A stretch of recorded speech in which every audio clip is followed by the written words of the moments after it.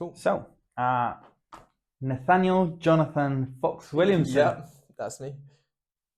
Who are you? Who am I? I'm a Muay Thai enthusiast. I do marketing at UE. Okay. Yeah, and student life, just living like a student. Yeah, it's good fun. So, a lot of parties, a lot of drugs. Whoa. No. I'm a very good boy for the most part. Sure. I do. Do you remember the first weeks that we knew each other, man? First week? What? Yeah, I do. Yeah, exactly. How often do we got I've left that sort of life behind me now. I barely go out. Yeah, sure. Last time we met, we were out.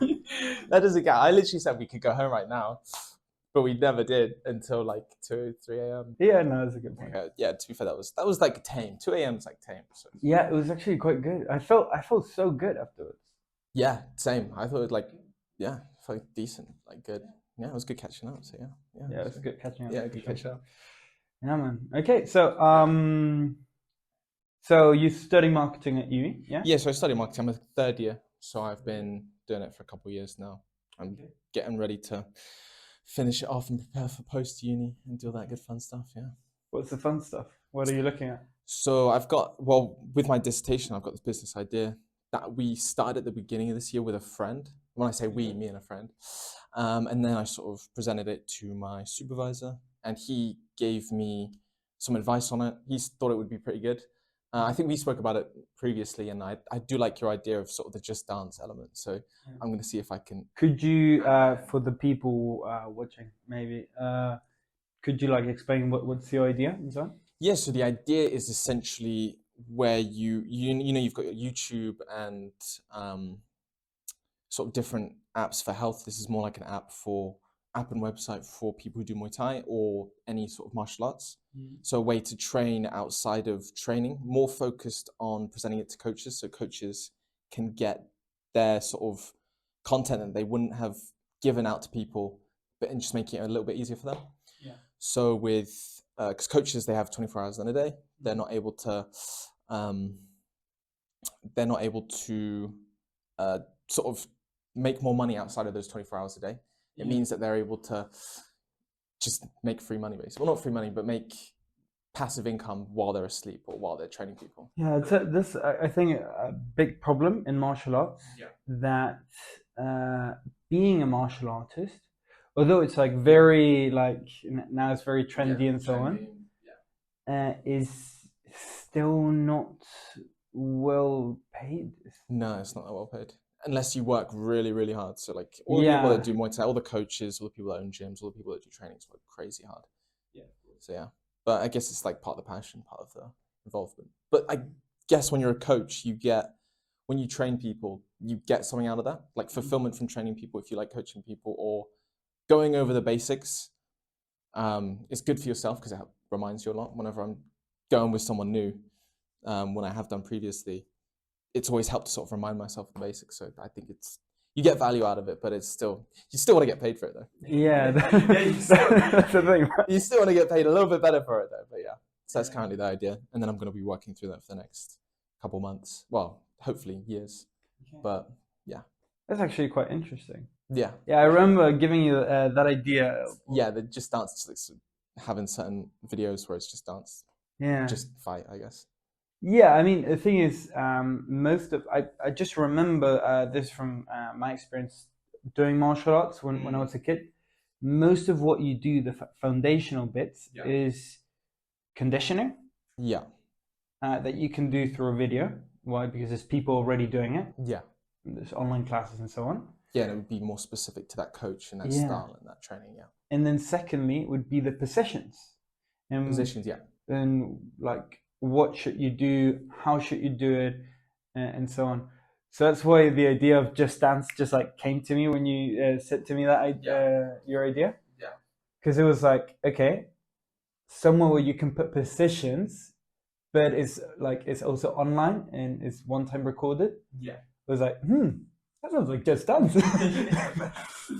Yeah, so that would be good fun. I think if we incorporated that to all sorts of coaches over the UK and then hopefully far and beyond. Yeah, That'll be incredible. That'd be dope. Yeah. I know you can get government funding for it. I think I spoke to my supervisor about that. Okay. And with the funding, you just pay yourself. So yeah, pay myself. The business can pay for the travel. So if I wanted to go abroad to film this, seriously, I'm already thinking about it. If I wanted to go to Thailand for business trip, business trip, sure. Business what trip. What did you do in your last business trip to Thailand? Nah, don't worry about it. I explored. I got a tattoo. I explored Thailand. I explored the culture. The food was amazing. The culture. There's no way we can keep that in, surely. Yeah. Well, anyways. Oh, sorry. Would you like to light the candle? Yes. Oh, is this a thing that you do? Yeah. Well, I'm trying to do it. Like, last episode I didn't. But... Okay, fair. No, it's all good. There we go. Perfect. Is it scented as well? Sorry? Scented. Yes, somehow. Okay, cool. I like that. And then as it gets darker, it will get brighter. So that's nice. Yeah, basically. Sets the tone. Well, the thing is, the reason why I do that is mainly because I was a scout for many years. And there's something about the fire, for me at least. Okay. It's like meditative. Not only meditative, but also when you're in the dark. Especially when you're in a forest, which that happened a lot in Scout. Yeah, I can imagine. You would always go where there's a light. Yeah. And that's what the fire represents in Scout. A point not only of like brightness in the dark, but also a point where you can meet other people. Okay, kind of like the light at the end of the tunnel.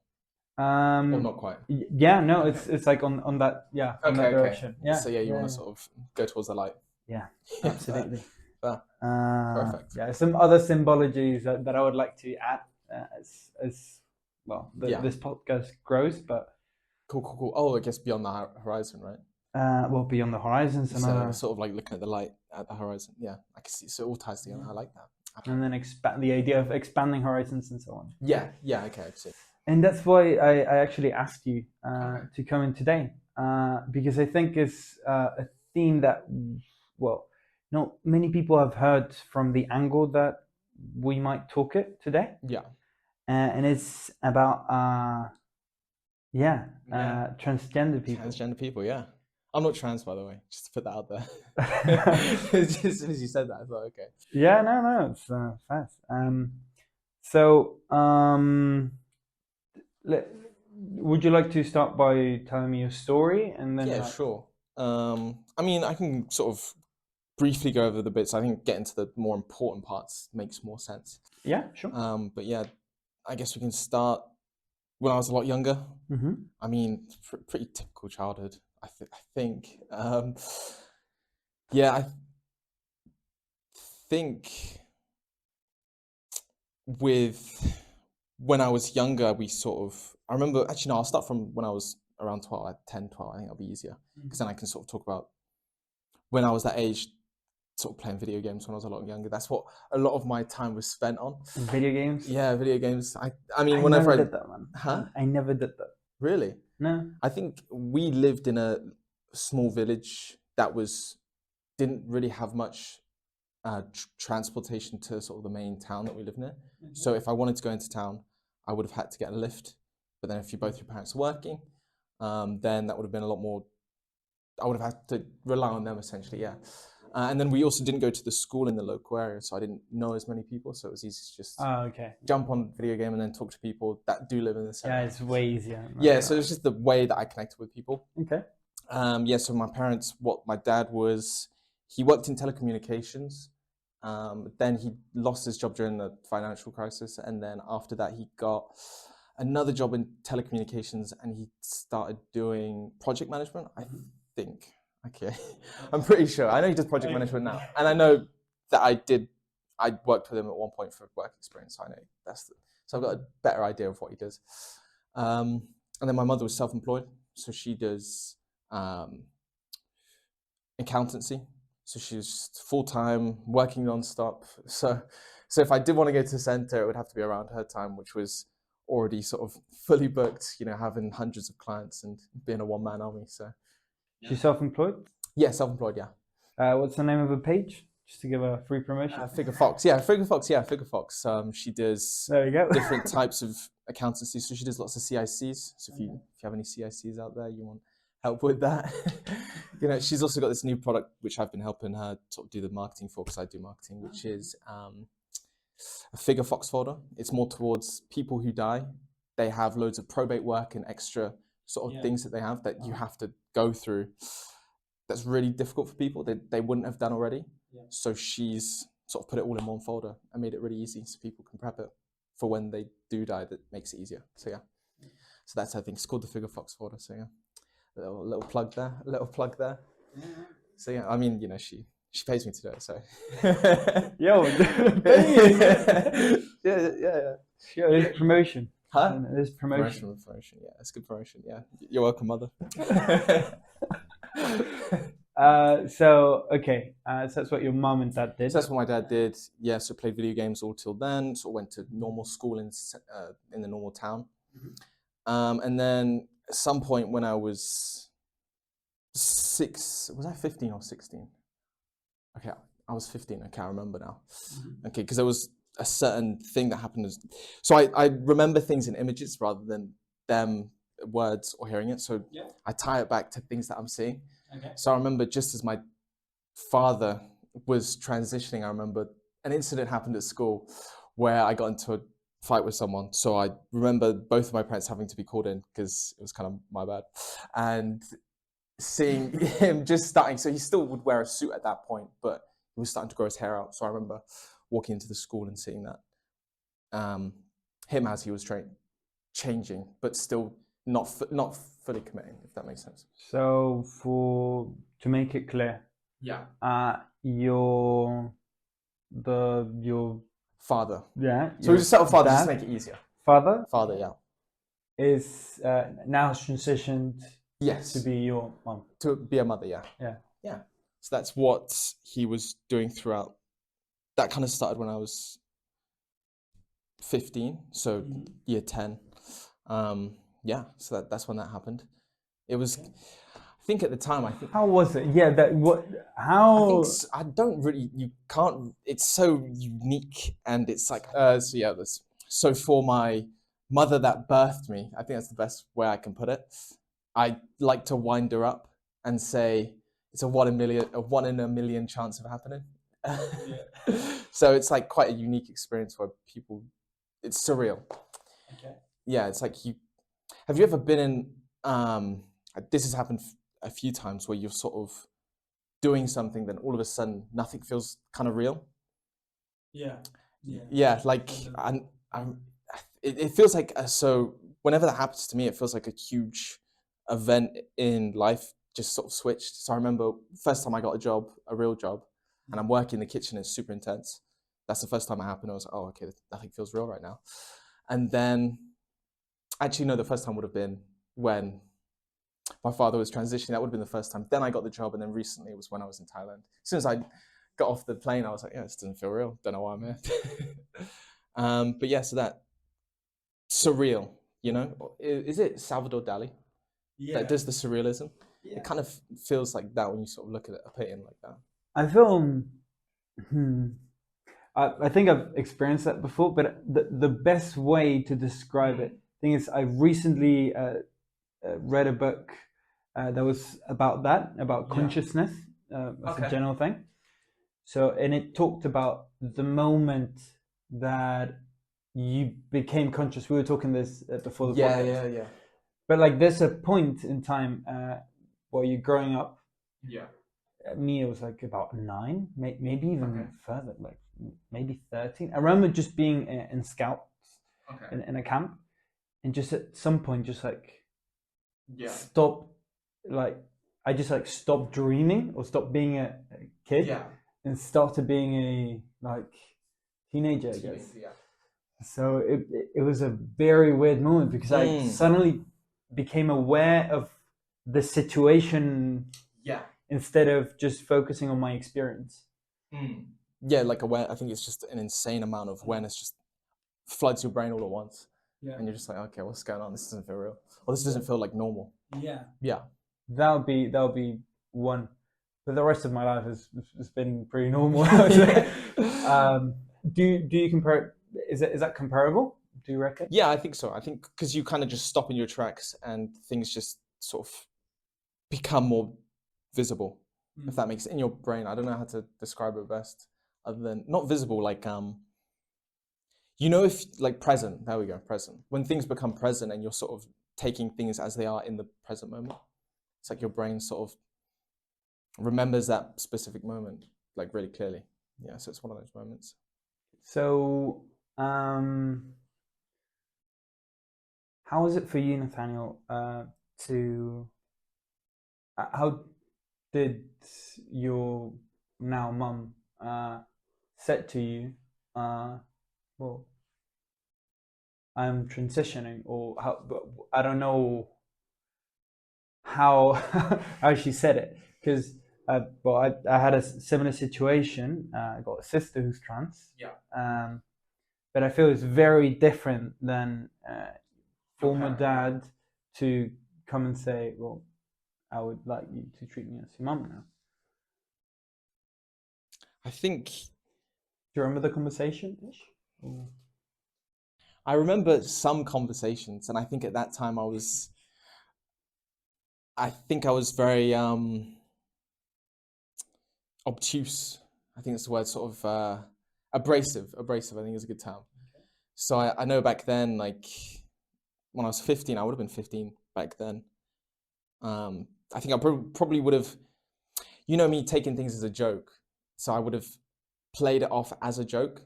But I think there's, so when he's sort of saying it to me, I probably would have been a little bit rude about it, I think. I think so. Okay. I think the conversation I remember having, I think I was a bit rude about it. Okay. Or I remember a conversation because we would go to and forth from various different people that I would see. So I remember one of the conversations on there, and I think that talking to those people probably helped process it. But I think at that point in time, I sort of tried to forget about it. There we go. So you actively tried to forget about it? I think so. Yeah? I think so, but I think now, but then it's weird when you're younger, because you're growing up, you're a kid, you don't know how to come to terms with it. I think now that I'm getting older, I think it becomes way more easier to just sort of not only accept the fact, but also be a lot more pleasant, because when I was a kid, I was very, I think people who knew me as a kid was very abrasive as a person. I was very like childish. I mean, I'm still now, but I do it when you still are, mate. Yeah, but I do it in a fun way now. Whereas in the past, I probably didn't see it more as like a fun way. I probably saw it as more malicious, maybe. But yeah, I don't know. Yo, you cheeky little monkey. Yeah, cheeky monkey. I think that's the best way to describe it. Like, not malicious. I don't even think malicious is the right word, because I don't think it was hateful. I think it was more just like not understanding it and then reacting to it in a way where you don't understand it. You know, when people sort of don't really understand something, so they just react in such a weird way. Yeah. So I think that's probably what I did. Okay. And do you remember the feeling of just confusion? I think confusion was a very big thing. I mean, it's hard to wrap your head around your parents, or not your parents, one of your parents switching, genders and all that. So I think confused probably was the best way to describe it. So, okay, the thing is, I'm trying to wrap my head around the situation. That's the thing. Yeah, like trying to wrap your head around it, because it's more, because you don't really know how to, and there's no one else out there who can teach you how to, because no one else knows how to. I feel that is a major point. Yeah. Because I remember the conversation that I had with my sister. I don't. It was. Yeah. So it was in a bus, actually. In a bus, we going from LA, Chile though, LA, Chile, to Santiago. We're going back, and I remember the sort of conversation that we had, the first conversation that we probably had about she transitioning. And I remember being so confused because I saw because I still saw her as my brother. Yeah. Because I feel because you spend so much time with someone. You sort of know them your entire life. Yeah, and that's all you can see. You know, it's because that's what they've made you perceive, maybe. Yeah, it's like a really, really good example of this is when you grow up with certain people and then you don't see them for a really long time. When you see them again, you think of them from when you last saw them. And then when you see them again, they've changed and they always make a comment like, oh, you look great. Oh, I've seen you in a while. You look amazing. I feel like it's the same thing where it's like, whenever you see them, you've always known them from your first impression, like first impressions make the most. So these first impressions that you have of these people sort of stick really, really hard. So always seeing them, you always sort of have to remind yourself, oh yeah, they're no longer he, it's a she, or the other way around, right? Yeah, because you made like a whole character in your mind, exactly. Basically. It's but somebody that you live day to day with. Yeah. Because I did live with my sister. That's the thing. I lived with my sister twice, like all childhood, but then like twice together, and we were sharing rooms and so on. So it was like it was very weird the first time. But you said something there, that there's no information about it. Yeah. On how to get around it. Yeah. Very little. Or especially at that time in 2016 when it was, you're like the pioneer, you're like the explorer, you're going through these things. Yeah. You're literally the pioneer, you're the first one to go through it. So you're learning as you go, which is a lot more, you're rushing into the unknown rather than you go to school and you've got thousands of years of science, so you can learn from it really easily or pick it up quite quickly. Whereas you have to do it all on your own. Yeah. So, she told you that she was transitioning. Yeah. And then what happened after? How did you take it? Like now, seeing it from your perspective, because you're not any longer like. Yeah, I'm not the person that you were. Yeah, I'm no longer the person who I was in 2016. I mean, that was almost a decade ago now. Yeah. That was almost a decade ago. Almost a decade ago. Yeah. I think I remember using it as a way to get cats. Cats? Yeah. Yo, no wonder you're so obsessed now. Okay, yeah. I remember I used it as I asked my parents. I think it was it must have been 2016, but I remember asking my parents, being like, "Oh, hey, can I have some cats? I would love to." And because the situation where they were in, where they didn't want to say no because they didn't want to upset. You know, when parents are going sort of through that sort of rough patch where they're both trying to vie for a little bit of, they want a positive impression. They want you to have a positive impression of them, so they're more likely to say yes. And I think I used that to be like, "Oh, it's finally time to get some cats then." Bastard. I think I'm very like opportunist, but impulsive. So I go for the thing, then afterwards I realize, oh, okay, that's why it's benefited me. So I notice it afterwards. Okay. So like, oh, I want cats, ask for cats. Then afterwards I realize, oh, okay, this is why I'm gonna get it. You know. That's why he was so great as a salesman. Such a great salesman. Going for the opportunities. Yeah, well, I feel like, especially coming to uni, is the reason why I came to uni, is because it was just a massive opportunity to do more and try different things. And now I've sort of found the things that I want to do or things that I really appreciate. So I think it's just a core sort of belief of mine, just opportunity. Try and take it as much as possible. Well, that's why I suck at sales. Wait, how come? Nah. I am an opportunist, yeah. But I would say I'm more of I like to plan the opportunity out. I like to create the situations. I see. I'm yes and no. Like, I don't plan the situations. I see a situation, take advantage of it, and then realize why it's helping me. Yeah. So more impulsive. I'm just way more impulsive. I would say I plan ahead quite a lot. Okay, fair. I don't know. I don't know why. It's just like I just like feel it's like chess. Yeah. That's how I feel the opportunities to me come. Yeah. So it's like plan them out, and then it actually happens, and I'm impressed that it actually happened. Yeah. Whereas I see it happening in front of me, and I take the opportunity as it's coming. Yeah. Yeah. So I think both ways work, but my way works less because I have to wait for something to happen. But then also it trains my mind to look for things. Yeah, I don't think it works less. I would say it works more. Because I'm so used to seeing when an opportunity is there and just going for it. Yeah, fair. Wow, I don't. Whereas you have to plan it out before you can get it. Okay, fair. Yeah, that's why all my sales are so techy. Yeah, you just overcomplicate it. It's just doing this tiny thing here and there, whereas like this person said this, whereas I see someone give a certain reaction, like, oh, okay, I can go in like that now. Yeah. Well, like, to be fair, I remember Dad would say something very similar like that. Do you remember we did Cats and Fantasy, and he would be like, as soon as someone says that their pet's died, what do you think I'm like? And he would be like, yeah, best thing to hear, because I know I'm getting the same.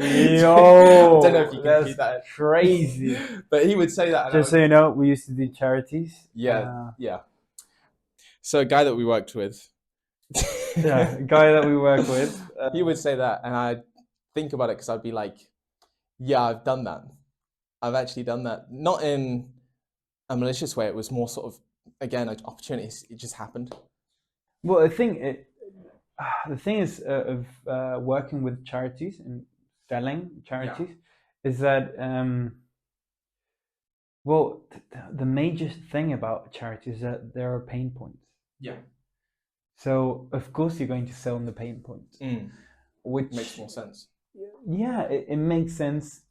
It is rough. You can say anything about the person who actually makes you end up buying charity or stuff like that. Yeah.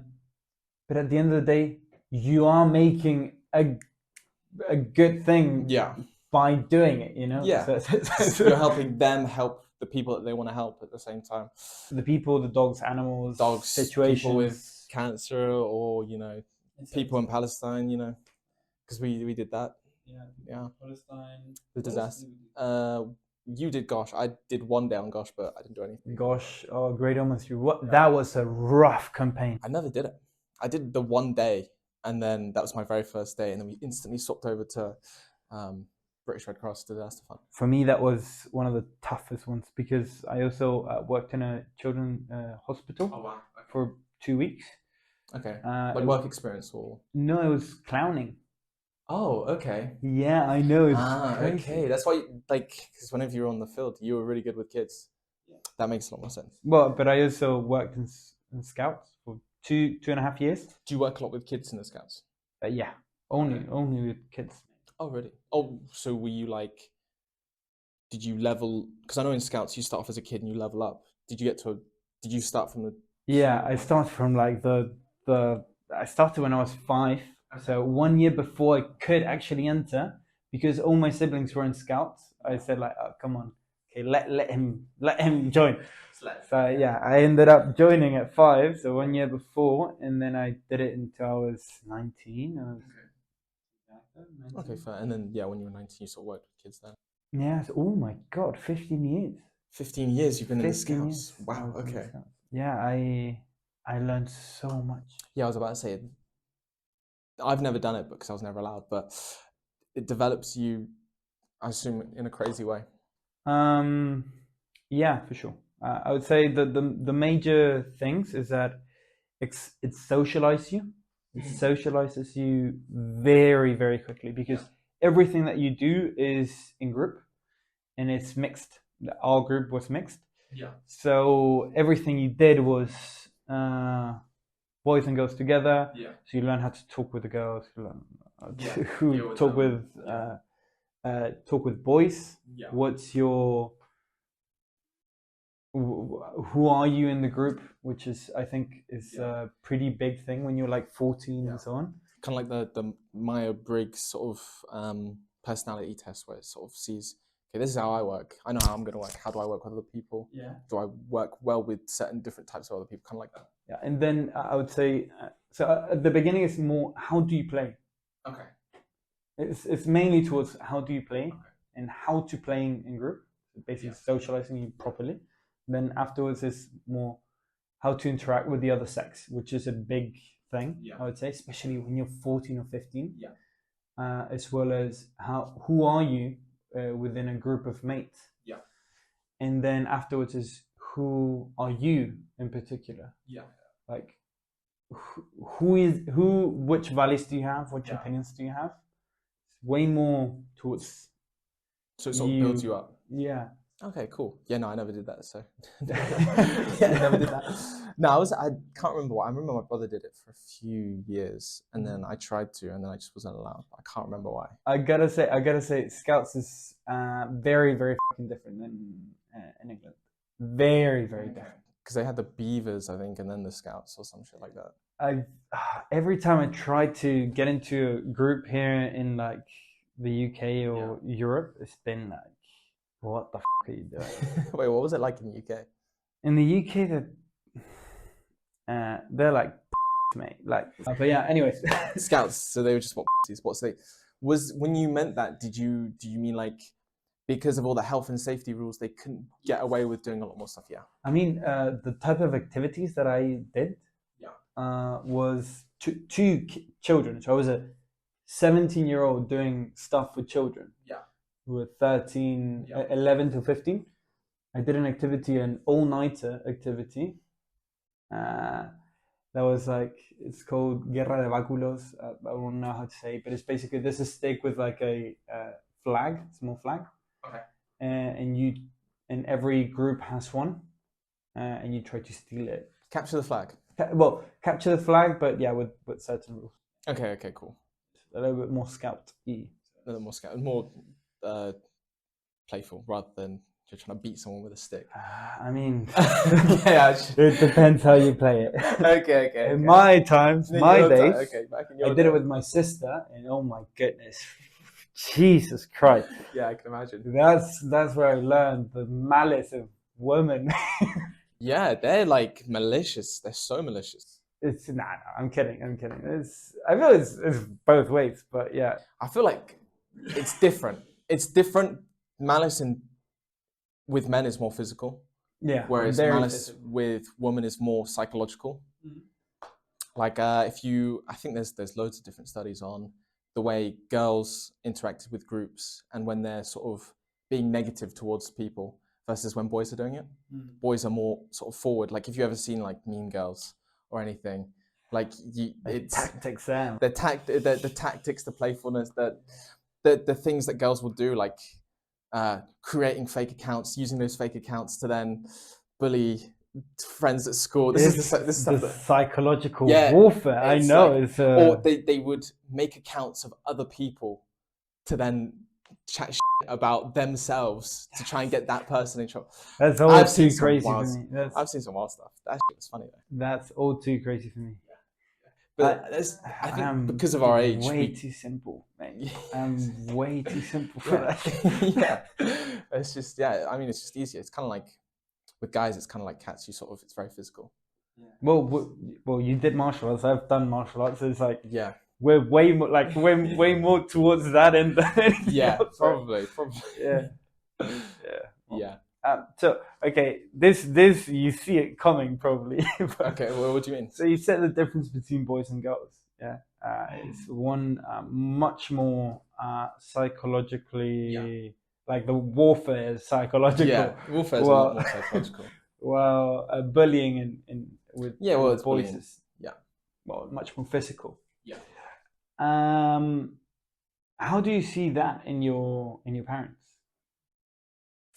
Is it what? So the way they sort of interact in groups? Yeah, maybe, or like, what do you see? Is there a difference between your both of your mums? Is there a difference? I think it's hard to. I'd say there's probably a difference. Would you? Well, if there is a difference. Sorry, I just want to I'm trying to think like what the difference is, because they're different. I think because like women are different. Yeah, obviously, like there's it's not like one type of personality. Yeah, of course. But so do you see that it's a difference between women or something else? Do you reckon? I think men and women are very similar. I think they're more similar than they are different, but you still have the differences. With women, or at least with my father, I think, because he is or she is a she now, they put extra effort into seeming more feminine, but also more towards appeasement. Yeah, so like things that they wouldn't have done if they didn't transition. So if I asked, I don't know if this is just an age thing, and I've got an older, so they've sort of trusted me a little bit more. But if I've actually, that's not true, because I know if I ask my father for money or if I ask my mother for money, my mother would just be like, no. So she's not changed. But if I ask my dad, not that I do, because I prefer not to.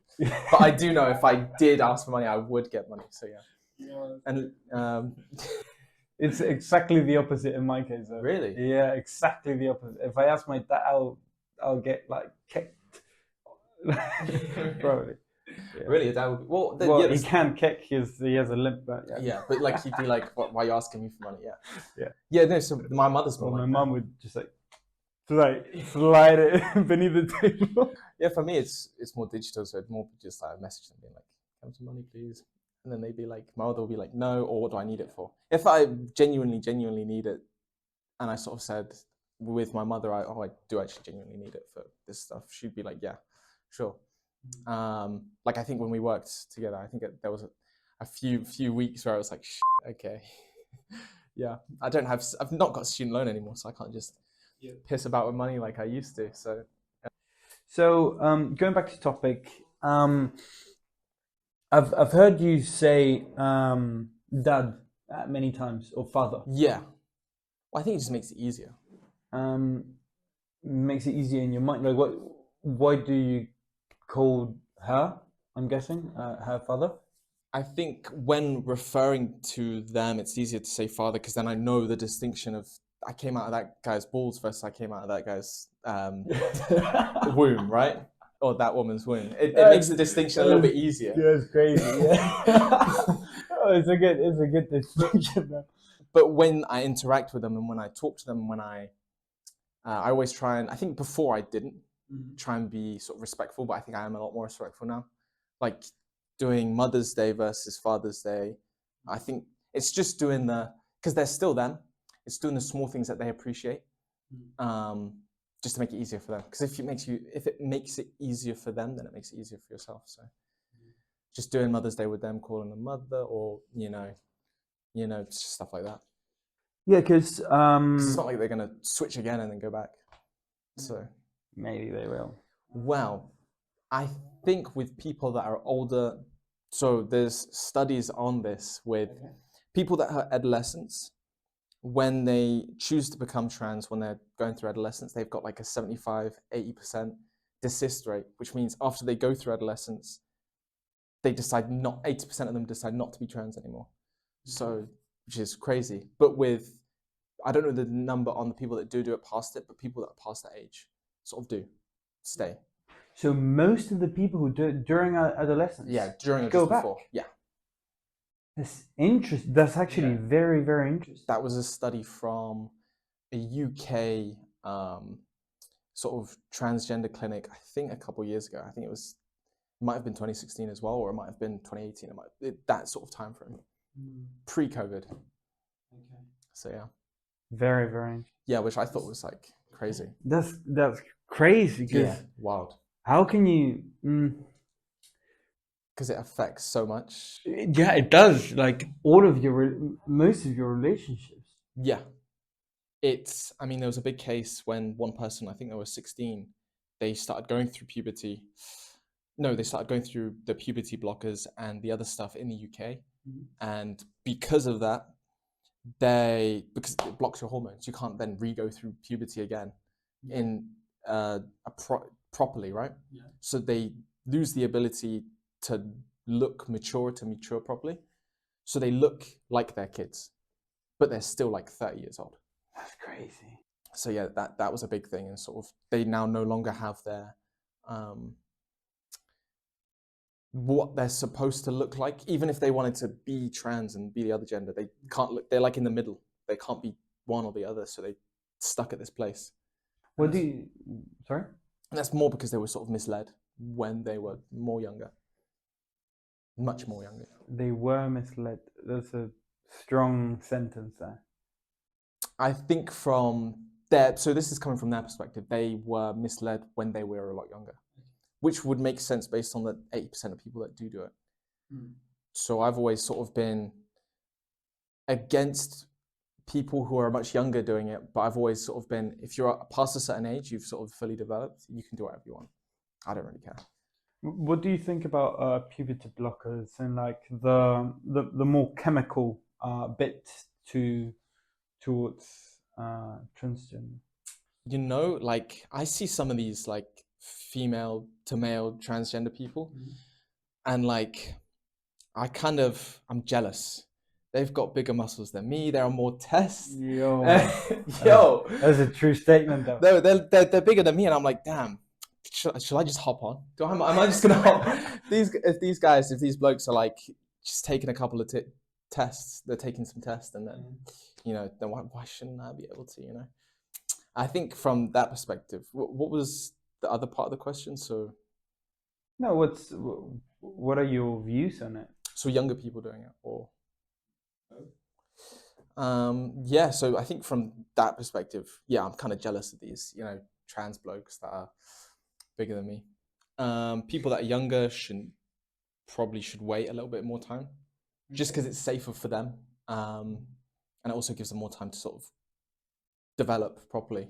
But I think the argument against that was that once they've already fully developed, then it's harder to switch sides. Yeah. But I think you're on a path where you're already gonna switch side anyway, so you might as well do it properly.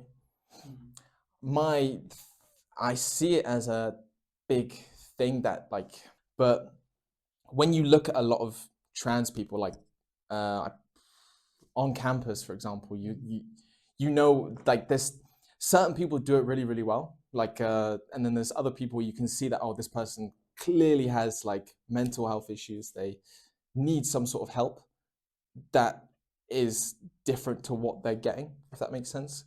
Not in like a negative way, but in a very clear, like, okay, this person's got hygiene issues. They've got some sort of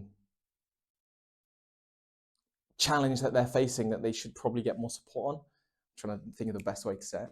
Yeah. Maybe other areas of life that what they're doing currently is not helping towards that. Yeah, exactly. And maybe like the reason why they're choosing that is to get help on the other stuff.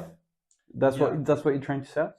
Kinda. So like you'll see people that clearly look very unhealthy. I know I'm not best physical form I am right now, but I have done in the past. But you know when you see someone, you're like, okay, this person clearly needs some help, or there's clearly something like off with them. And I think, to me, it's kind of a bit sympathy and pity. I think the things that I see, because I don't look at that person, I think anything negative aside from, it's more saddening when you see people like that, because you're like, damn, these people need help more than anything. Because it's quite like, damn, like your life, maybe this is the wrong way to look at it, or not wrong way to look at it, but maybe I can shift my perspective based on new information. But you sort of see someone going through something and you were like, they should probably get a little bit more help on that. I think so. I think that's the best way to put it. Yeah. What do you think? What do you think of that? Of what I just said? Yeah. Which bit? The chemical stuff or not the chemical stuff, but the overall appearance of people. Or not overall appearance, but of the thing that I just kind of said, where you can look at someone and you can tell that they sort of need help. Like when you see a guy that looks kind of like a Discord mod. No idea what that is. Okay, never mind. Disco mod? Sort of, or do you know the old stories or memes of sort of the typical video gamer? Sort of. Oh yeah. Neckbeards, the whole lot. It's kind of like the trans version of that. Yeah. I mean, I can't say much because I haven't shaved. Yeah, neither. I shaved a week ago. It's not like you need one. Just hating on me. You're not wrong, but yeah, no. Well, I haven't shaved for like what 3 days now, and but I feel something very important is how you would like to be perceived. Yeah. Again, I really like business. That's my main focus all the time.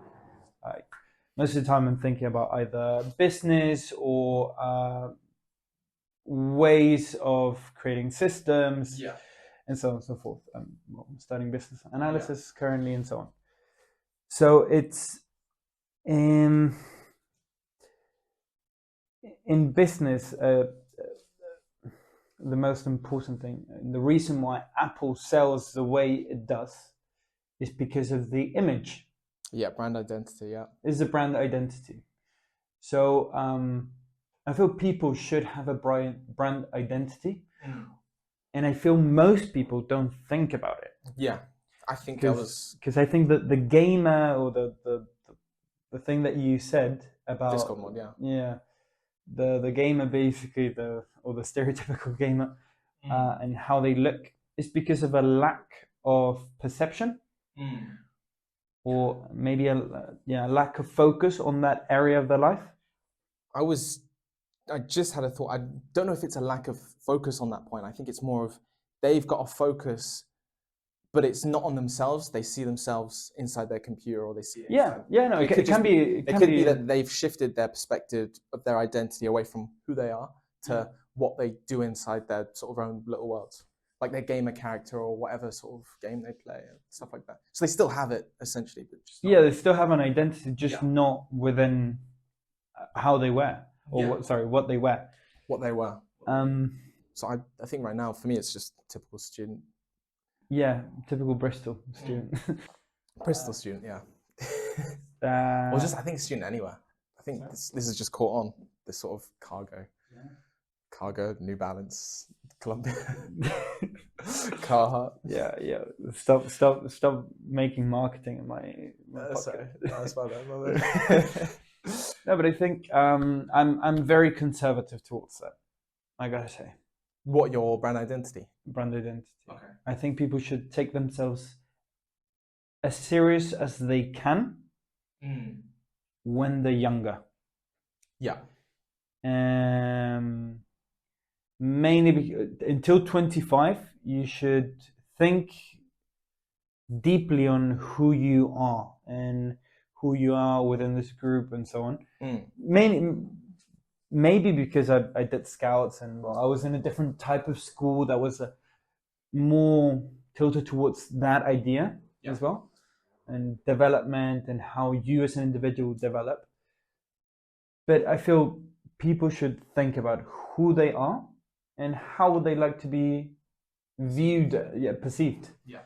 So when you look in the mirror and you see yourself, you say, that is the person who I would like to be portrayed of. Okay. So if you want to have a six-pack, then go on, have a six-pack. Yeah, work towards it. Because then that'll be who you are. Yeah, exactly. Because that's who you would be perceived as. Yeah. Would you like to look like a gamer? Yeah. Look like a gamer. Okay. But think about it consciously. Okay. And I feel there's like this thing in Bristol and in Berlin where I lived, where it's like an absence of that, or like I don't know, they just don't think it as an important thing. What's the word? It's and they act like disillusionment. Yeah, disillusion. but a conscious dissolution about it. Yeah. Which I don't find very appealing. Yeah, I think at least for me. No, I understand. I think there's sort of listening to you speak. It's kind of the same with me. I don't think I've thought hard enough about who I actually am. But I guess maybe that would come down to sort of, like you said, upbringing. I didn't do any scouts. I didn't do any of this stuff. I think I sort of just smooth sailed, just did things rather than thought who I was, if that made sense. I think now I haven't thought about it, but I've probably naturally filtered into sort of the student identity or trying to do business a little bit more, the different business ideas that I've got that I spoke about before, adding into that, and then tying it onto like trans people that you see. They've probably thought about it, like, because their whole idea is being a different identity, so they probably definitely have thought about it. They have definitely thought about that. 100% thought about it, but that's the thing that most people don't, and what transgender people definitely fucking do. Yeah, so they do. And they fail at executing it properly because it's such a difficult thing to do. I mean, taking hormones to try and make yourself look more like a woman or male is probably more difficult. To change who you are with hormones probably completely goes against the sort of homeostasis in your body that you've already got. Well, I would say it's very difficult to think, how would you look like? Yeah, that's a good point. Because you're taking hormones and you don't know what the hormones will do to you. Yeah. How it will change your appearance. And so like if I would think of... I just couldn't imagine how I would look, even if I would like... I think the only way to do it is if you had a filter. You know, like maybe a filter, or there will be... I feel like maybe there will be like some advancement in that technology. And yeah, well, I mean, some people do it well, where they swap over and they sort of fit into a category that they can kind of think of. Yeah. Well, but there's the whole thing, the whole idea of not fitting in a category. Yeah. Which is a major point in that movement. Yeah. What do you think towards that, though? Yeah, well, I think individually they probably feel like they are moving into that category where, okay, they are now a woman or they are now a man. The issue or the challenges that they face is whether or not the people in that group that they're trying to be a part of accept them, or whether or not you've got government and legislation trying to accept them as well. Like in the UK, the timescale for the past like 5 years is all over the place, but it was either last year or the year before where the Supreme Court announced that they did that sort of trans thing where they said that trans people aren't, if you're born a male, you're male, you're not a woman, like a woman is a woman or whatever they said. Oh, is that then? Yeah, so that's legislating. Yeah, it's the thing in the Supreme Court in the UK did that. Yeah. Okay, I'm so sorry. I'm just so off on that. And yeah, they did that a couple years back, like a year before. Really? Yeah. Okay. So it's very, very interesting. Yeah. So the Supreme Court sort of said that. But yeah, so they sort of. What do you think of that? I mean, I feel it's a question of how much do you reckon, or how much does the government, how much do we allow the government to put us in categories, or yeah, like nanny state. Yeah. Sorry? Nanny state. Yeah. Yeah. A better way to put it would be like be involved in our government individual overreach. lives. Yeah. So nanny state is like the same sort of government overreach. Yeah, no, I know what you meant, but nanny state gone mad, stuff like that. Yeah, so it's how much do we want it to be within? Yeah. How much do we want them to dictate our lives? How much do we want them to say? Thank you very much. I couldn't say. Yeah. How much do we want them to tell us how to live our lives? Type. This conversation is taking a lot of me. Like I'm so concentrated to like focus on this topic because it's so hard. Yeah, It really is, because you've obviously got the people that sort of don't agree with it. You've got the people that see certain things. The problem a lot is the internet will show you one thing. You can see it all the time in any kind of thing. They'll show you one thing, and then if you don't know any person about, so yeah, if you don't know any trans people, then you'll think that your only perception of trans people is what you see on the internet. Because that's the only. Oh my God, that's terrible. That's so bad. Yeah. I feel like the internet does not give you like. Yeah, it doesn't help. Not at all. In this case, not at all. Like it is so bad. And the problem is a lot of the trans people on Twitter and just in general on the internet are like actually the worst people, the worst advocates, because they're so negative towards people. They're so goodness, yes, they are. They try and actively hate on you or try and like do negative stuff towards you because you disagree with what they do, or even if you have just a slight opinion that's not too that's not even too like ultra far right or conservative. You can just have like a sort of centrist position and they hate you for being too centrist and not being with them. Well, I think the problem that I see, and this, okay, for the viewers, please think, guys, think. With which content do I interact with? And this is also, that also comes from sales. And you know when you have somebody, well, what we talked about, you know you can sell to someone when they're in an emotional state.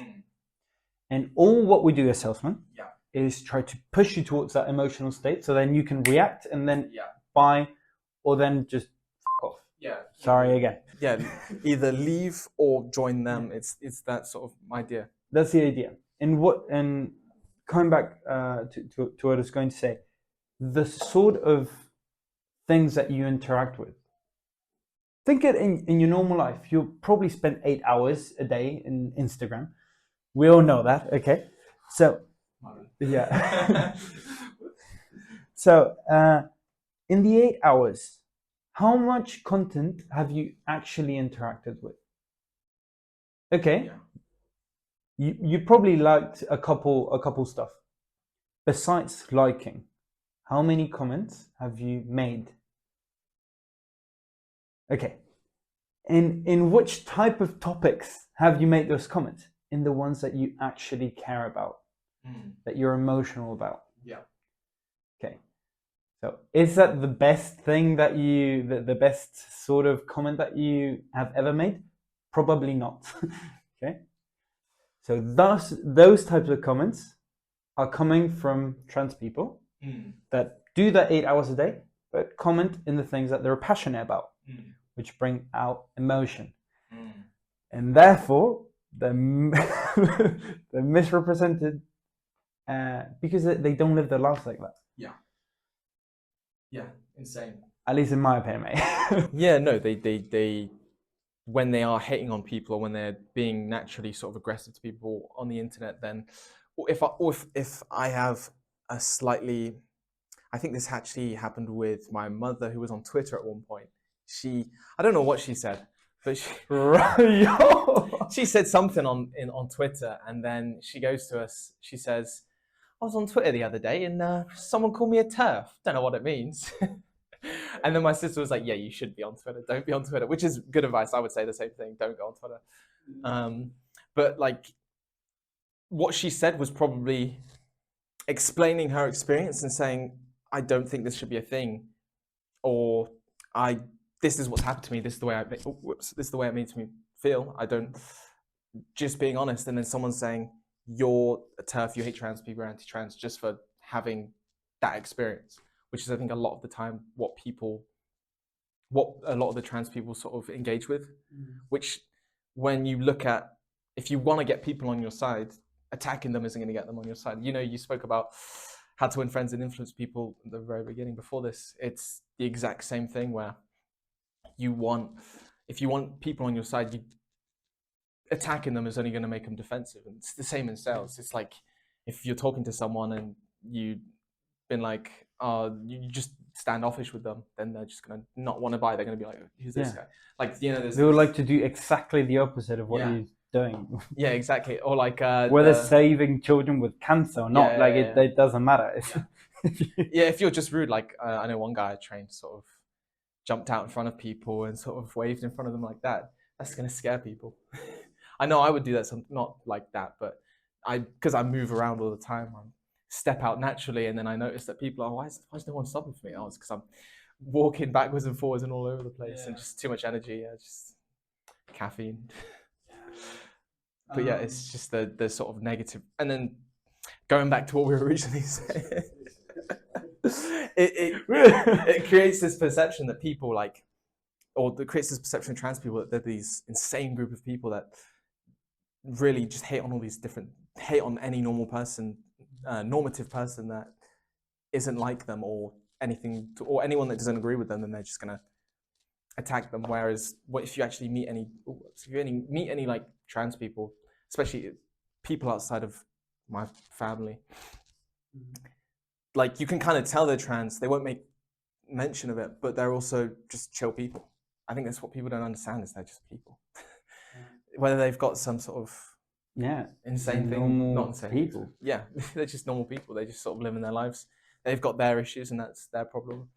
I think a lot of the time when people attack trans people is because they've got this perception where they think that these trans people are going to do something when actually, or predisposed to do anything negative, when really that's probably not the case.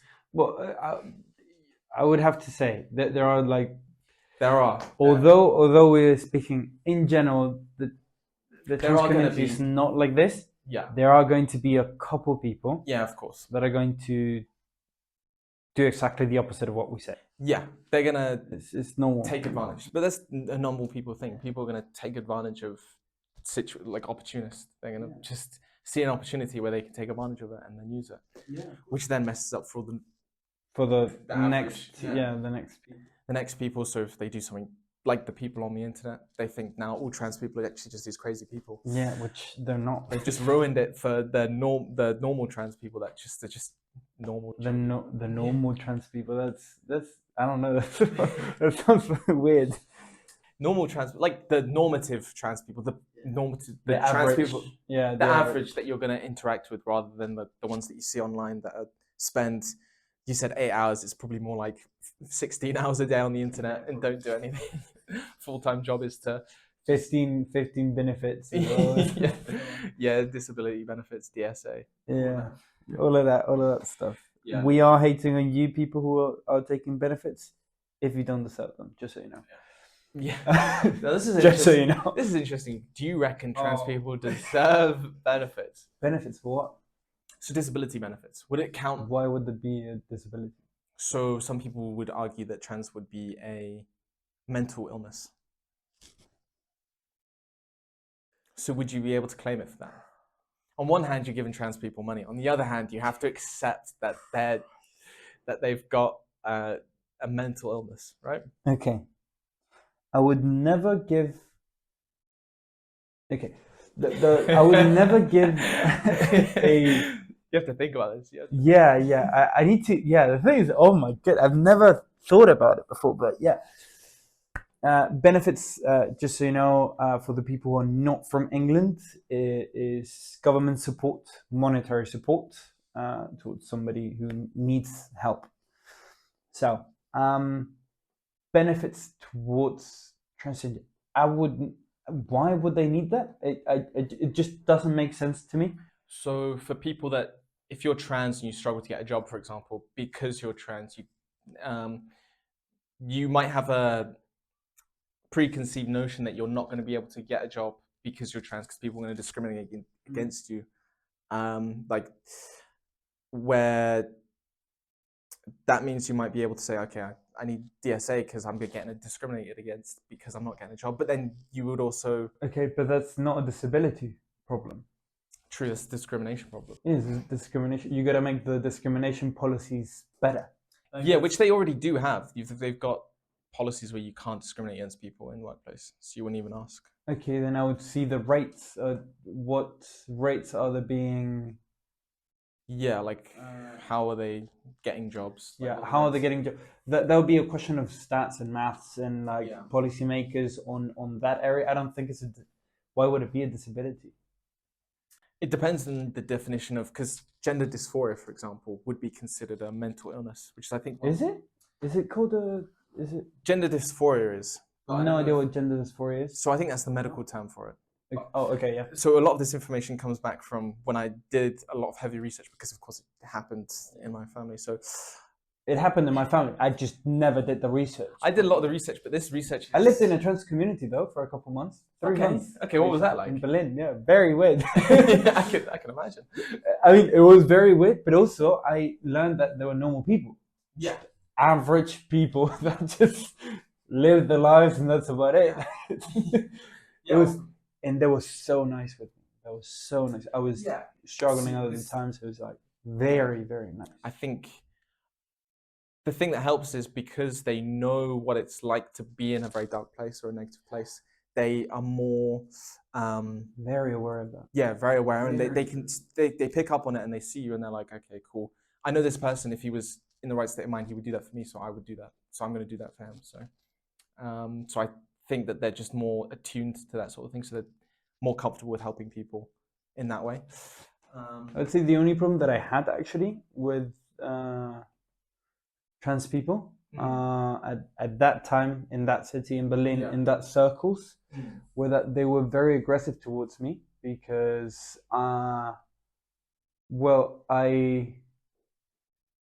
Cis, heteronormative. I'm all of that. And I did calisthenics at that time. Okay.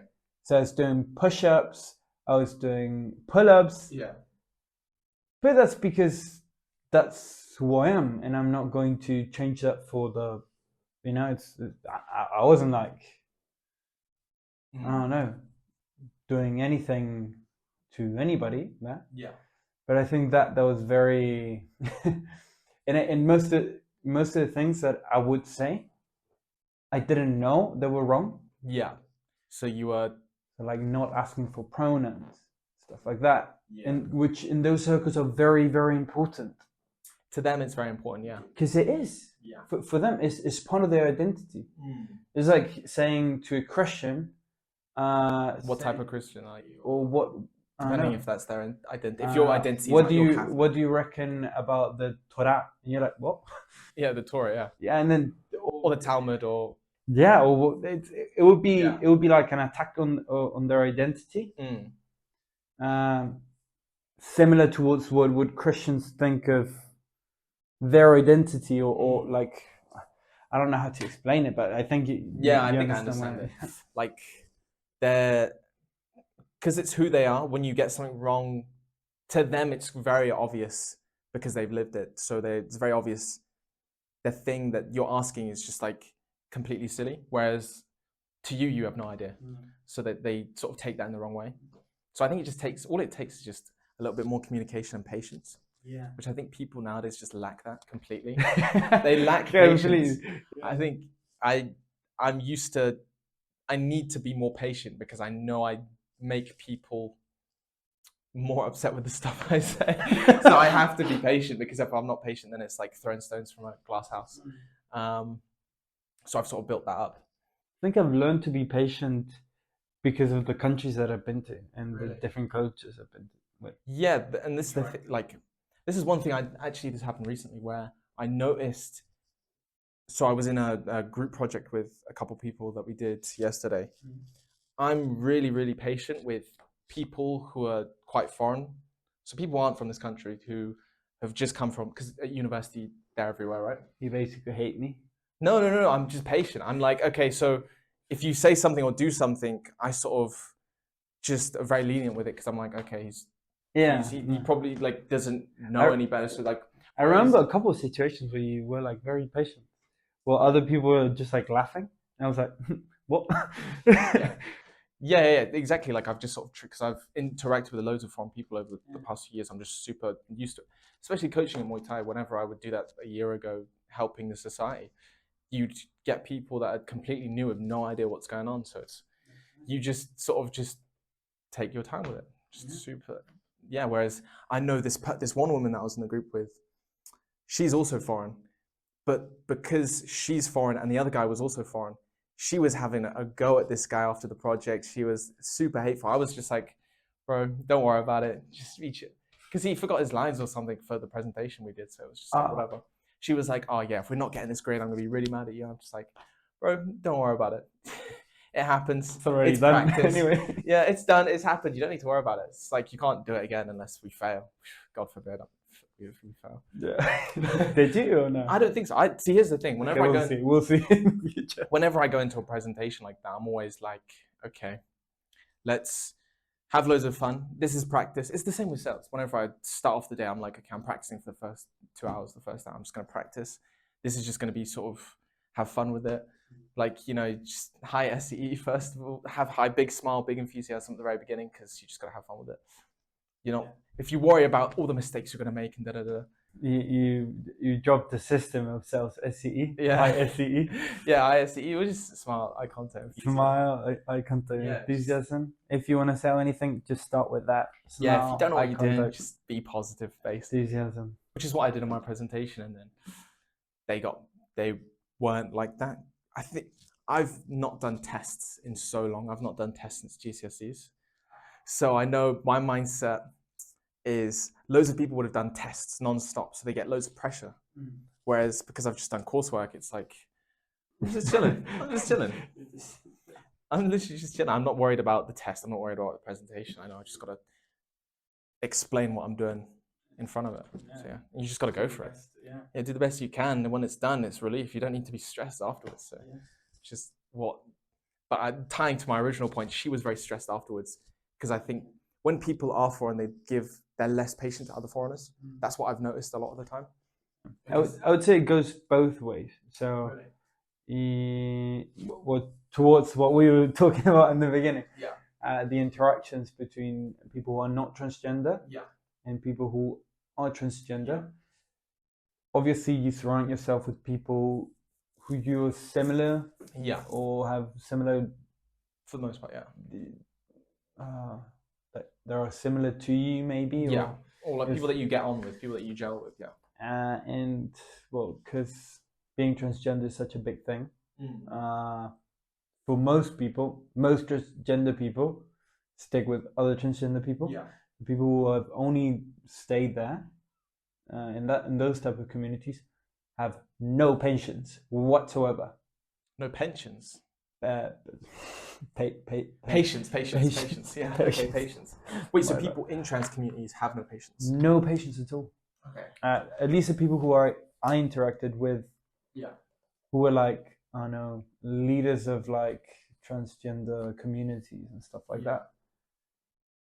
It's just like they're never going to see somebody who's hetero, cis, and male and look white as hell, They're never going to interact with that person because they despise that person. Because they do these small mistakes, which they don't know about. But they're also not willing to learn. To learn or explain. Exactly. I think it just comes to communication. People are so, like this person I was in a group with, she didn't explain any of these things to me or the other guy in the group. She just said, do this. If you don't do this, I'm going to be mad. Which is kind of like, it's like, cool, okay, I'm just going to stay chill and then do what I want to do. But I think with that, people just need to communicate more about the small things. People just need to be more honest with it as well. Well, that for sure. You were talking about some stats. Which ones? I don't remember, that's my problem. But yeah, well, fair enough. The stats was it the 80% desist rate? Yeah. So that was one of the stats. Went through that? Yeah. Yeah, so I think tying it to that whole issue of child trans versus adult trans, would you be more comfortable with children being trans and then stop being trans after they hit puberty or whatever? Or would it just be better, because it's such a big life-altering decision, you just leave it to when they're adults? Oh, you're not going to like my answer. Oh, really? I'm extremely conservative towards it. I wouldn't even think of You think people making decisions until they're 18. Yeah, so I'd agree with you. I don't think that's And 18 is like a lot. I would say like is the bare minimum. Yeah, for me, 25 is when your brain stops developing. Therefore, 25 should actually be the age when you should start voting. I'm awful with that thing. I think I'd agree with you on that. Or maybe I don't know. Maybe I would have to go more into like what the brain or how the brain develops and so on. Because prefrontal lobe is a big it was the decision making one. But then, could you argue people who haven't developed a prefrontal cortex properly, should they just not be allowed to vote? What do you mean by properly? So a lot of the times that you see people with sort of 60 to 70 IQ that just hasn't formed properly, you see this. I think it's coming more and more common in the UK now. Really? Yeah. So I think Gen Z, my generation, our generation was the highest IQ generation in the UK. It's actually dropping, which is not good because every year it's gone up. This is the first time it's sort of dipped, which isn't ideal. So development of the prefrontal cortex, the decision making, the part of your brain is not developing properly. So should those people not be able to make decisions if it doesn't develop properly? Maybe I'll switch it up and maybe I'll switch it up and just say functioning adults. Functioning adults. Okay. How would you classify a functioning adult? Someone that has a job? Person who pays for their bills. Because that's basically what being an adult is. Yeah. If you want to live. So people who either rent or own a home should be the only people that are allowed to vote. Not rent or own a home. It doesn't matter. That's pay bills. So you mean like food? Then if you're renting, then you'd also need to pay bills. But if you live with your parents, you wouldn't be paying bills for the most part. But you could have a full salary. Okay. So people that earn money. But then people who stay at home. Yeah. I don't know. I would like say 25 and above, and people who earn like below that. Okay. People so everyone above 25, and then people below that, you have to hit certain criteria. Yeah, because above 25, prefrontal lobe would be fully developed. Yeah. Or at its peak of development, and then below that would be how much do you participate in the economy, and therefore how much do the policies that the lawmakers do actually affect you. Yeah. So those two. Oh, damn! That was actually a very good point. Yeah. Congratulations to me. No. How would you do it? How would I do it? See, the UK is trying to make it so that people who are 16 can vote. No way. I agree. It's crazy. I was doing various things when I was 16. Yeah, same. You're silly when you're 16. You don't know what anything's going on when you're 16. I mean, men who are 16. Kids who are 16. Yeah. Who were born with testicles. I'll start with that. Their brain develops at 25. Yeah, fully. Yeah. Yeah. Well, on the other side, people who were born with a womb. Yeah, I don't know how to explain it. Like, we're in this topic anyway. Yeah. Woman. Well, woman for the most part. Yeah. Woman for the most. Woman with a womb. Yeah. People who have a womb. Yeah. Those people end up. Not just people with a womb, because some women might not necessarily. Well, but the peak is at 21. It's 4 years before. Yeah. So like, a 16-year-old male is way more underdeveloped than a female. Like, it's the same as a 12-year-old female. Yeah. If you think about that, it's just crazy, you know. A 16-year-old is the same as a 12-year-old. Yeah, not ideal. And you're letting a 12-year-old vote. That's the idea behind what we're saying. Yeah, which you absolutely shouldn't. No way. There's absolutely no way. Yeah, pretty much. Yeah, so 16-year-olds shouldn't vote. 18-year-old, I mean, I think people say if you can join the army, you can if you can join the army, you can vote, you can drink. If you can do all these things, then you should be able to do all that other stuff. I think that's like the baseline answer. Should people be able to join the army at 18? Join the army. I think most people, again, again, I'm very, fast. I think most people would help themselves by joining the army or doing some civil servant kind of work. Yeah, it's more like self-development. Yeah, because you learn how to respect rules, authority, and so on. And even if you like it or you don't, so it's like a head-on confrontation with that sort of system. Maybe not 2 years or 3 years and so on, like they used to do it. Maybe it should be a couple months. Yeah, I think you can do it for like or a 6 couple months. Weeks. Yeah, you can just do the training for 6 months. Sorry, and then if you decide to do it more, you can do it more. If you don't, you can leave it. But it's probably more ideal once you. Depends on what you do, because I know I've got friends in the RAF and they're doing technicians. The longer they do it, the more qualifications they get, and there's more qualifications that mean they can get other jobs. Yeah. Afterwards, which makes it easier for them, which is pretty good to have. But towards of should you decide that? I don't think people should decide that. I think people should. The thing that's really interesting for me is because I had a friend that went into the military when he was, or the RAF when he was 18, 19, that sort of age, and he's got his own house now. He's 26 now. He's got his own house. Well, they have a lot of benefits. They have like they've 50% off on every house. Yeah. 50%. They've got insane amount of benefits. So it's like the military isn't. You don't have to do a role where you're on the front line all the time. You've got you've got a safe position. You can also do. He was a mechanic. He did helicopters, so you can. Then you've learned the skill like NDT, non-destructive testing, which you can then transfer to manufacturing. So you could then use that to move elsewhere. You travel the world. There are loads of. I'm not advocating for it, but there are loads of benefits to doing it. And when you're young and you don't really know what you want to do. So here's the thing: think about it. Like if you're young and you don't know what you're doing, you've got a few options. Just work at some random job. Go to the military. In a pub, basically. Yeah, in a pub is what instantly what I was thinking. In the UK, it's you work at a pub in hospitality.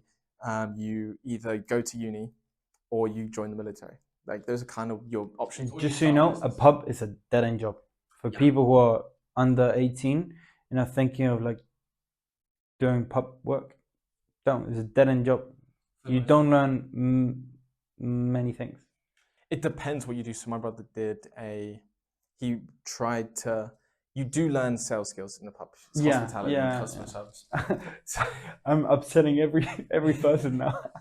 I work in a pub for... Yeah, no, literally you can do. You just play with it. So my brother was, he got to shift manager, which is one under pub manager. Yeah. So he was on his way to becoming a pub manager. His current pub manager stopped him from doing it. So he quit.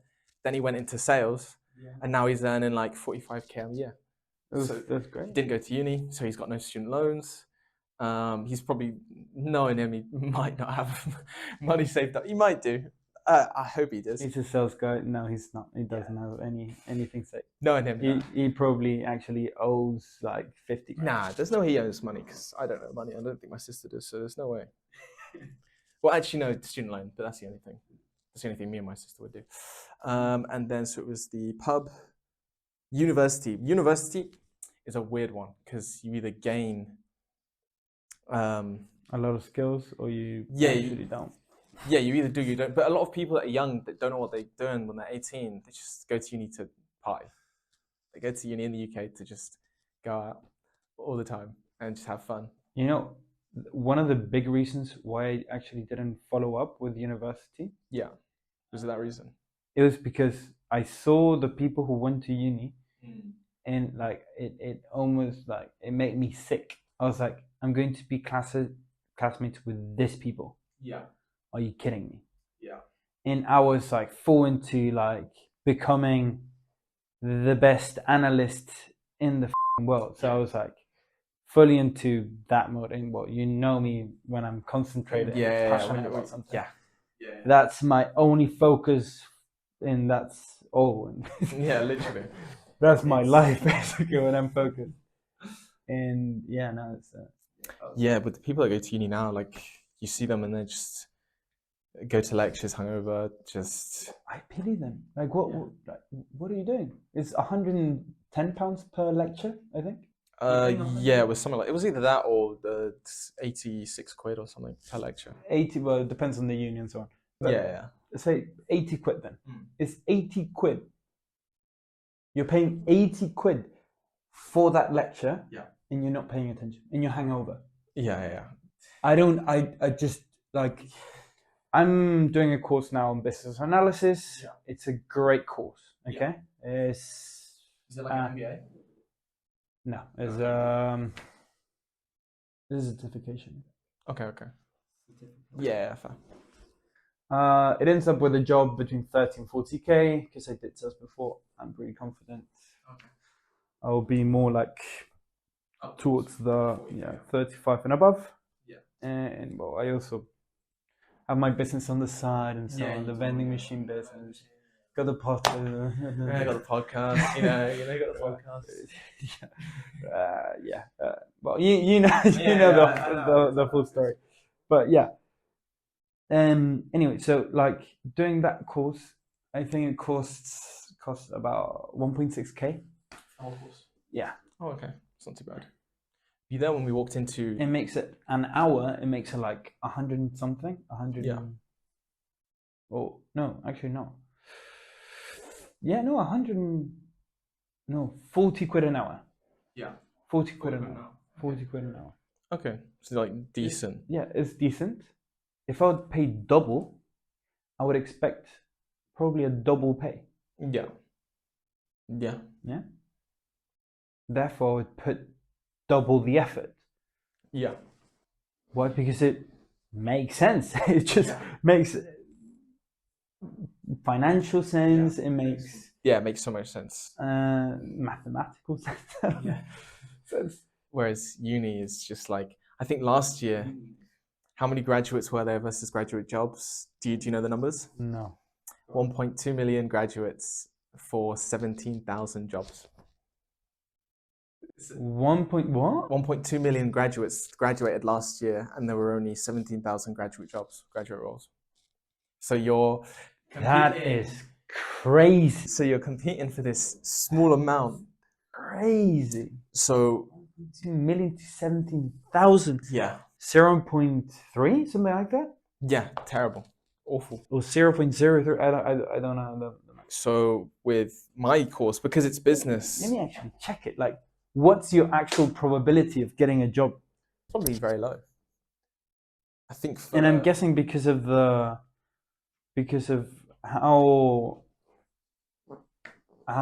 the UK GDP is.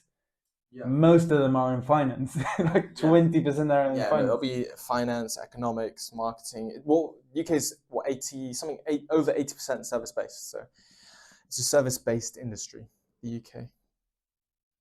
But you've got your trades. I'm also really jealous of the people that do apprenticeships. They've got a job. Yeah. They're learning on the job and they're getting a free degree.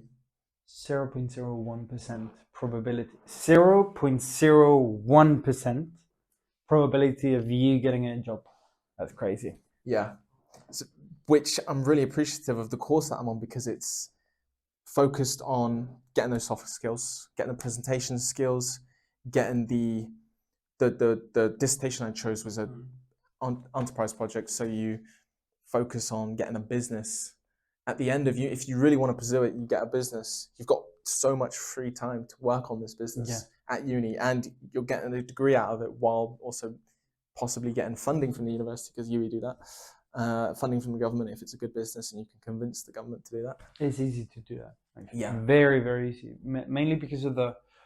I can talk about economics now.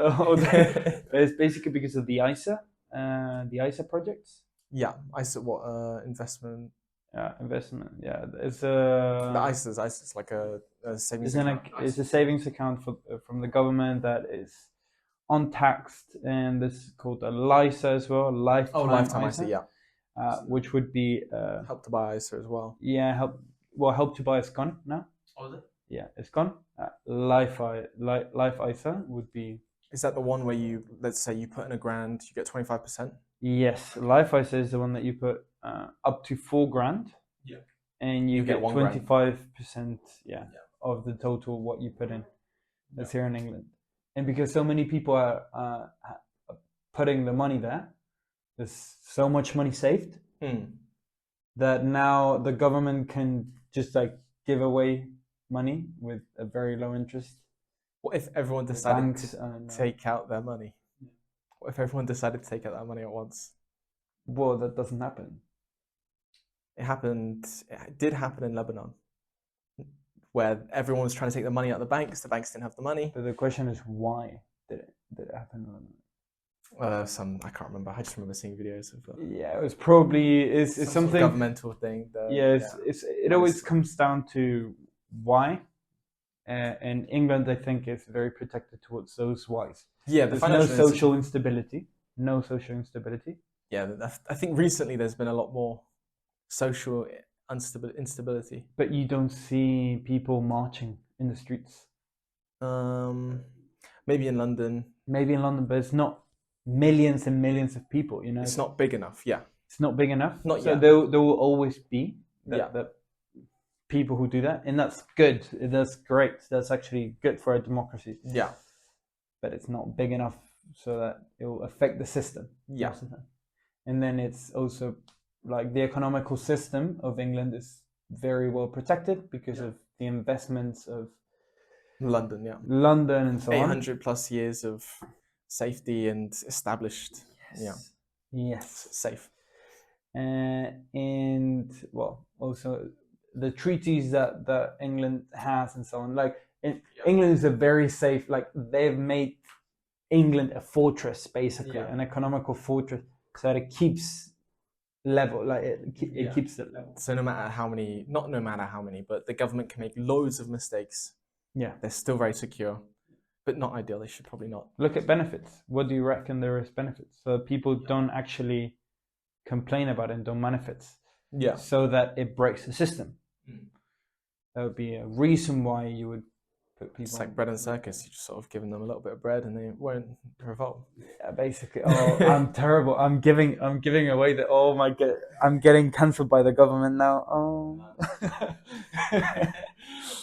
No, I'm sorry. Didn't want a job anyway. Didn't want one anyway. Give me a business analyst job, bro. Yes. Let me do some like actuary. Let me do some numbers. Let me do some of that stuff. Now, okay, you said at the very, very beginning of the podcast. Yeah, let's talk about trans stuff now. Let's talk about some trans stuff now. No, we went into a tangent. Well, yeah, we digressed a bit. Happens. I think it was needed because it's like it's all it's weirdly all tied together, kinda. Because why did we end up talking about? Because we talked about perception and how people perceive stuff, and then that went to something else. And Anyway, trans. Let's talk about trans. Let's go. Let's talk about trans people. No, let's talk about your experience because it's not like we've got all answers. What we do know, what you do know, is how you've coped with it. Yeah, I know a little bit because my sister again was trans. Is trans. Is that female to male or male to female? Male to female. Ah, okay. Very tough on her as well. I would say. Because of how tall she is. Ah, okay. Yeah, she's very, very tall. Yeah, well, how tall? I mean, you're what, 6', 5'11", 5'10"? Probably. Oh yeah, no, I remember we weighed ourselves, didn't we? And height-wise, yeah, I was like 5'10". Yo, I was on 10% body fat though. That was such a lie. Yeah, no, I was like, for me, it said like 7% body fat. I was like, there's no way. There's no me, never. Like, I'm where are my abs? Yeah, I'm like 20% right now. What's going on? Yeah. No, I'm not that high. I hope. Wait, how I coped with it? But what I wanted to actually ask you was, you said that there was no help for you to. Or no reliable help or information that could help. Yeah, that because the this situation happened in 2016. Yeah, it started. It started in 2016. So, and there was no reliable information for you to read or like maybe get help, or anywhere where you could get help. Yeah. If you would be in that situation again, or knowing what you know now, what would you tell your 11? No, your 15-year-old self? What would I tell myself now? Because there's people who maybe are having that issue right now. There are those people with those situationships around their family. Maybe it's not the dad to mum. Yeah, it could but be maybe it's a way. sister or a sister, brother, mother, auntie, uncle. Yeah. Exactly. So, what would you tell you to yourself, to your younger self? What would I tell to my younger self? I feel like it's hard to know what to say to myself in the past because I know me now. I'm very different to what I was then. And knowing who I was then, would I have been able to take all that information on board? Would I have listened to it? Because I think I'm very stubborn sometimes. Or especially back then, I was way more stubborn. So I might have just totally not listened. But maybe just being a little nicer, or just being a little bit more positive and not worrying about it too much. I think we when we're a lot younger, we tend to worry about stuff way too much when you just don't have to, you know.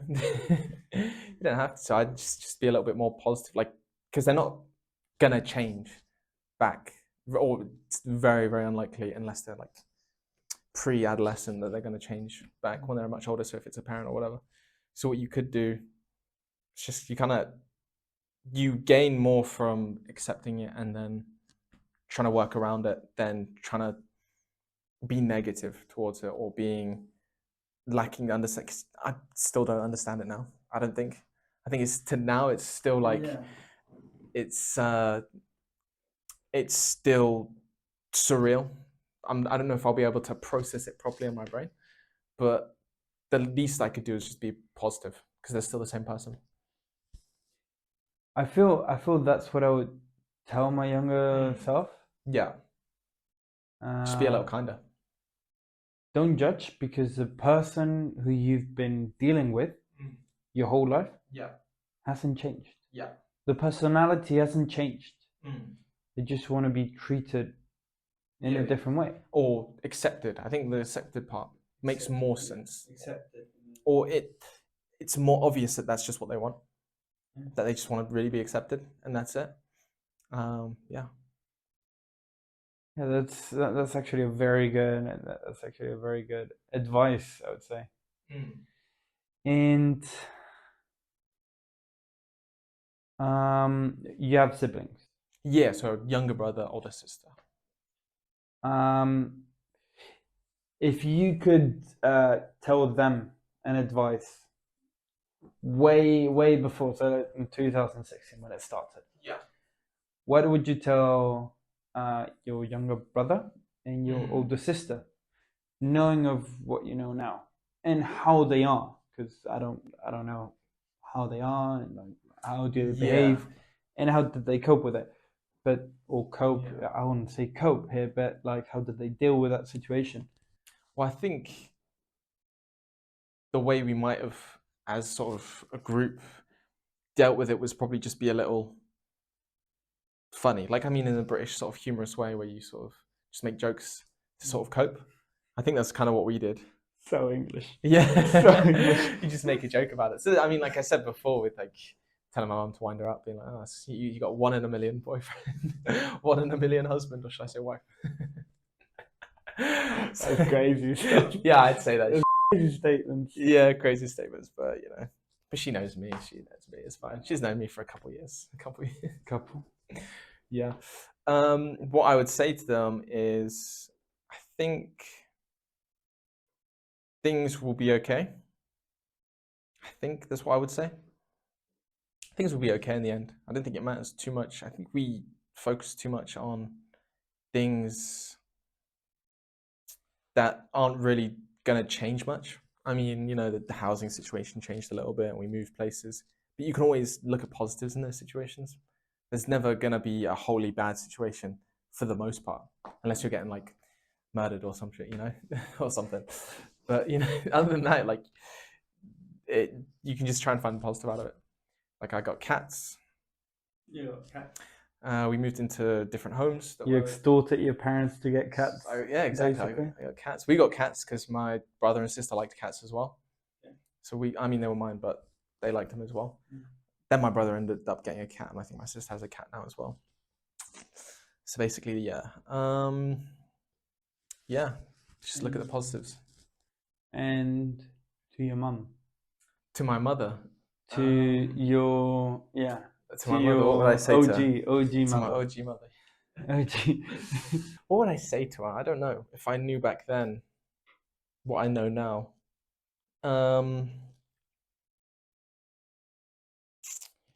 Yeah, I don't actually know. I think now she's in a good place. She's in a lot more positive place. I think it's been a roller coaster over the few years of going up and down and all over the place. I think now she's, yeah. I remember what happened with my mum. She was very, very, very emotional about it. Yeah, well, I think my mother was probably emotional about it as well, but even more so because it wasn't just her daughter, it was her husband or son or whatever, it was her husband. So I think it'll all be okay. And like, again, I think it'd be the same advice I'd give to my siblings. It'll be okay in the end. I mean, I think she's doing well enough now. She's still got us. We still help her out. I think one thing. No, actually, no, I don't need to say that. But I can say it off camera, but it's fine. But yeah, I think I think it'll work out in the end. So, I mean, there's still so much time left to know what's going to happen. So yeah. So yeah, but I don't know what I would say. Just it'll be okay. I think that's the best thing you can say to people in those situations. I think it's the most empathetic thing. Maybe I'm getting into dangerous territory here. Okay, ask away. But to your 2.0 mum. To my other mother, what would I say? Yeah, maybe something that. The thing is, I'm thinking about the people who will try to say that to their parents, to their family, to the daughters and sons or whatever. How could they bring this up? Maybe there was like something that lacked or something that was too much. How should they go about it? Living the experience that you've lived. I think one thing I benefited a lot from the fact that they were overly nice because they were trying to be accepted. But I think at the same time, it kind of, in a way,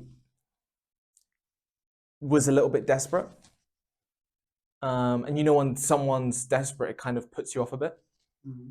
You know? Yeah. You know what I mean? Where it's like, okay, this person's trying too hard. But I understand why they tried really hard, because when they're trying to be accepted. It's your mum nowadays. It's your mum, or it was your dad. So of course you're going to fight. Yeah, or what I mean, try too hard, not to be accepted, but try too hard to be a woman. But I understand why. Because you know how they overdo the voice or overdo the makeup or overdo the clothing, but that's all because they didn't grow up as a woman, so they need to catch up. So they're just try and test and do all the other stuff. So I think. Do you reckon they try to catch up, or is it? I think. Well, I spoke to this about someone the other day. I think, or did I say? Oh, it was me that I'm asking again. So yeah. Yeah, I think it is like people are trying to catch up all the time that they missed out. Like I tie back to sport. It's like when I first started doing Muay Thai, I didn't know what I was doing, and I was 22, 21, 22 when I first started. I think 22. So I'm going to do way more. I'm going to try as much as possible. I'm going to do all this just to try and level up quickly. So I think that's the way it is. So I think that's the mentality towards it. Yeah, that's what I assume the mentality is based on the way I perceive it, and that's what it kind of looks like.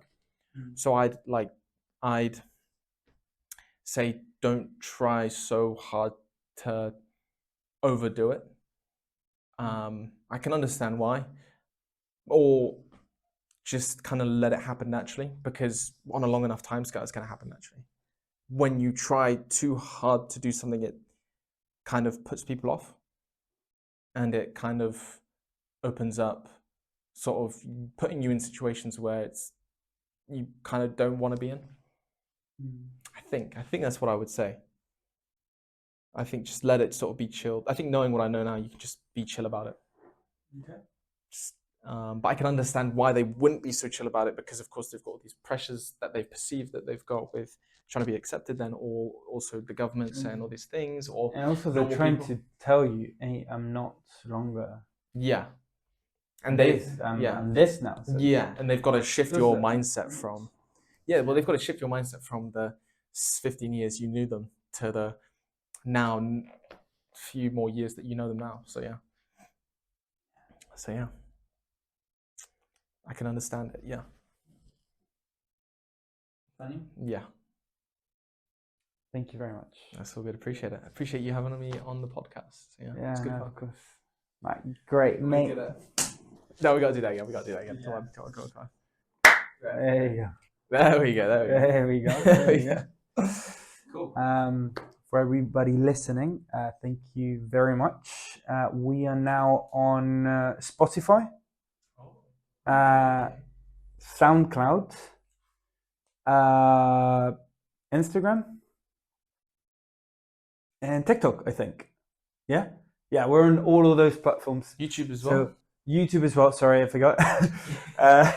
So in all those 5 platforms, please follow us in Beyond the Horizon podcast on every single platform. So thank you very much for listening, and see you next time.